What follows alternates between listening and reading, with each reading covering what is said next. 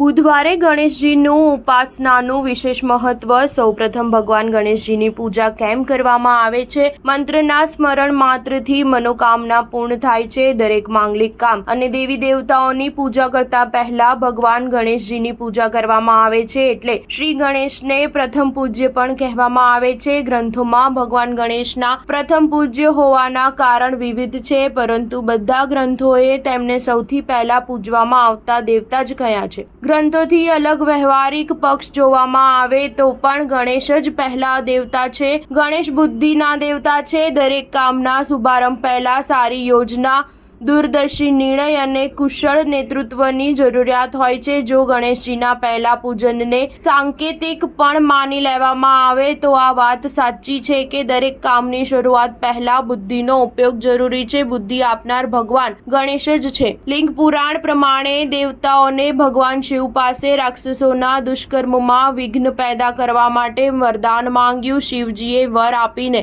દેવતાઓને સંતુષ્ટ કર્યા। સમય આવતા ગણેશજી પ્રકટ થયા। દેવતાઓએ ગણેશજીની પૂજા કરી ત્યારે ભગવાન શિવે ગણેશજીને દૈત્યોના કાર્યોમાં વિઘ્ન પેદા કરવાનો આદેશ આપ્યો, જેથી દરેક માંગલિક કાર્યો અને પૂજા પાઠમાં નકારાત્મક શક્તિઓના વિઘ્નોથી બચવા માટે વિઘ્નેશ્વર ગણેશજીની પૂજા કરવામાં આવે છે। સ્ટાર ન્યૂઝ 7 હંમેશા સચ્ચાઈની સાથે।